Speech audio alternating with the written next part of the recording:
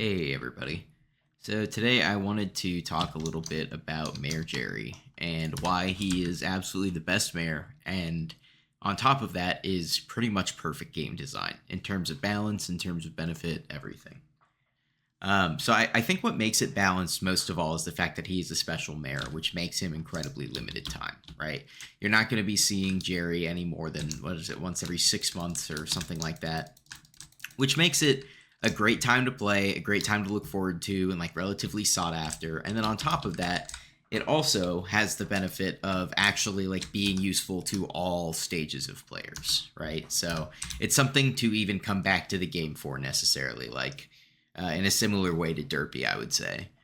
A 10% buff to most stats is absolutely fucking busted. Like boosting, even if it was just Magic Find, boosting that by 10%, but then also, boosting all of your or majority of your combat stats, defensive stats, all that good stuff. That's pretty incredible. And it makes it really, really good for stuff like Diana and Aatrox and Marina, where you have an extra 10% magic find. And like with Marina, you have an extra 10% sea creature chance with the double hook, which is awesome. With Aatrox, you have an extra 10% magic find in combat stats on top of the Pathfinder benefit. So it gets pretty crazy once you stack up all those buffs, and especially if you have a later game account, you're doing something like Blaze Slayer, this is the time to do stuff like that. It just gives a ton of variety of rotating mares. So for those of us who are bored and don't really know what to do, every 6 hours there's essentially a new super buffed activity. I almost said super boofed. And that's pretty essential to the sort of like common issue of the bored player zipping around the hub. I don't know what to do. You occasionally spam / chocolate factory, check, oh yeah, I've got a time tower, okay, get back to it. Sometimes there's just you're not really sure what to do. And you feel bored of everything. But when Jerry's around, it's kind of like everything's exciting, especially when it lines up perfectly. Like there was a Marina Mare, at the same time that there was a spooky festival. That was pretty sweet.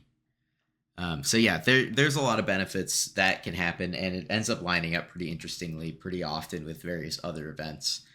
It encourages people to try new things with the boosted stats. If you think about it, like doing, Blaze Slayer, for example, if you're not really comfortable with it, well, all of a sudden, your damage is going to be higher. I'm not sure if it boosts true defense. I want to say that it probably does.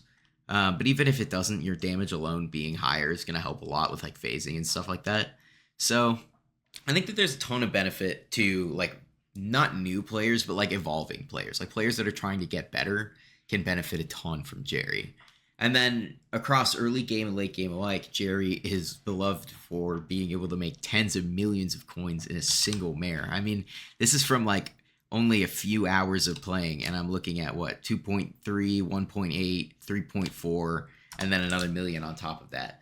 And if you hold them and wait to sell them until Jerry's been gone for a while, the prices just go way up because people love to gamble.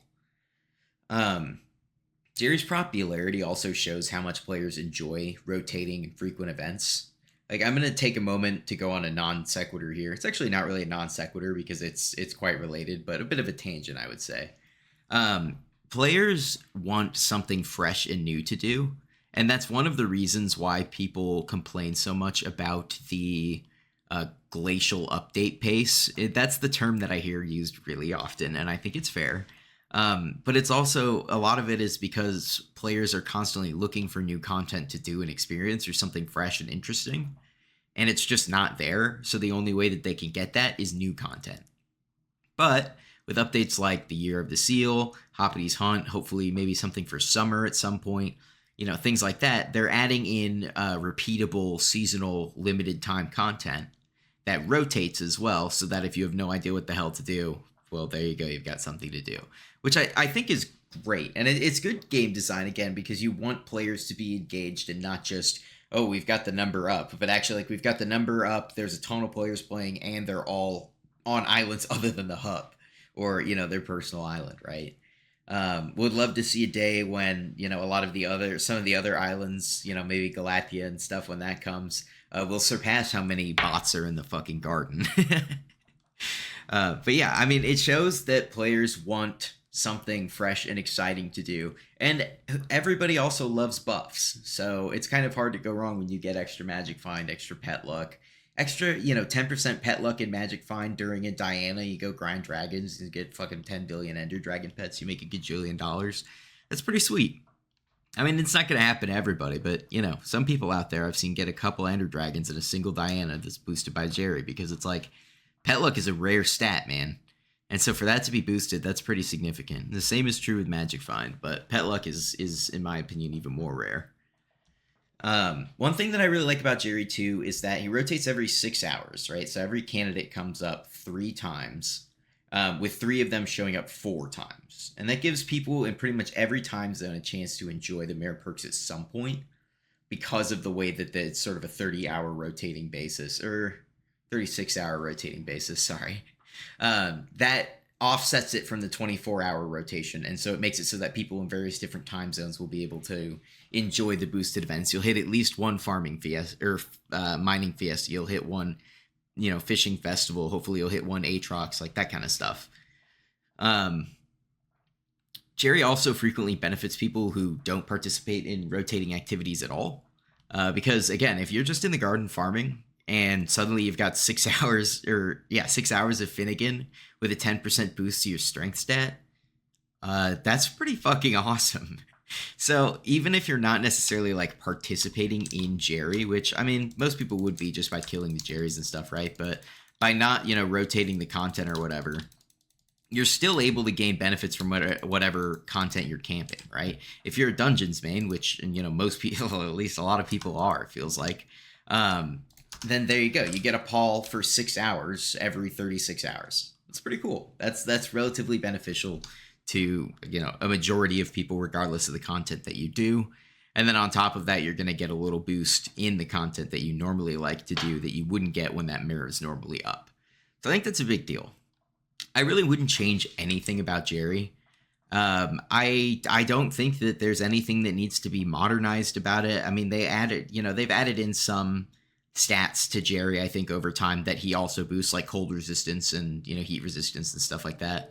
But yeah, I wouldn't really want to make any changes to Jerry. I think he's pretty perfect. I think that the boosts that he gives are relatively balanced. I think that the time that he comes around is pretty appropriate. It keeps a steady stream of Jerry boxes coming into the market, but also makes it a good target for flipping or for investments or holding on to, for the long term, which is pretty nice as well. So it kind of offers something for every single style of gameplay. I want to thank you guys for watching. It's been really fun to make this content lately.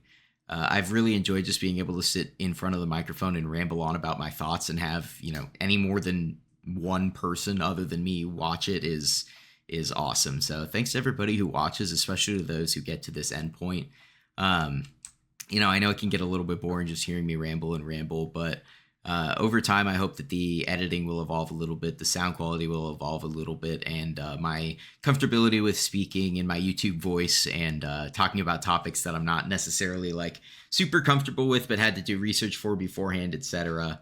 That's kind of what I want to expand into. So thanks so much for watching, and I will catch you next time.